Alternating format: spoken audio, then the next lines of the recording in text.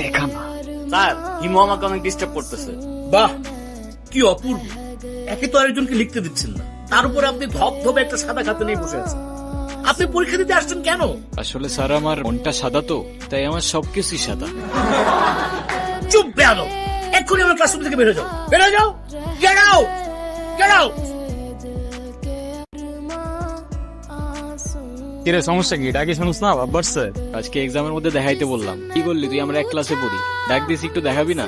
কি করলি? উল্টা স্যারে বলে দিলি, কেন এটা কেন করলি? এই, ও তোমাকে কেন দেখাবে? ও তোমাকে কেন দেখাবে? তোমার নিজের কি ব্রেন নাই? তোমার কি জ্ঞান বুদ্ধি কিচ্ছু নাই? তুমি বাসা থেকে পড়াশোনা করে আসতে পারো না? এই তুমি চুপ থাকো, আমি তোমার সাথে কথা বলতেছি। কেন? ও কেন চুপ থাকবে? আর ও তো ঠিকই বলছে, তুই বাসা থেকে লেখাপড়া করে আসতে পারস না। তুই কিন্তু মুখে মুখে কথা বলতেছিস। হ্যাঁ করতেছি তো, কি হয়েছে? কি করবি তুই? কি করবো না? আরে, এই, কি করতেছো? কি করতেছো তুমি? ছাড়ো, ছাড়ো, ছাড়ো। আরে, কি আশ্চর্য! এই, ছাড়ো, কি ছাড়তেছো না কেন? ছাড়ো, ছাড়তেছো না কেন? বেয়াদব ছেলে, রাস্তাঘাটে গুন্ডামি শুরু করছো? অস্থির ছেলে কোথাকার।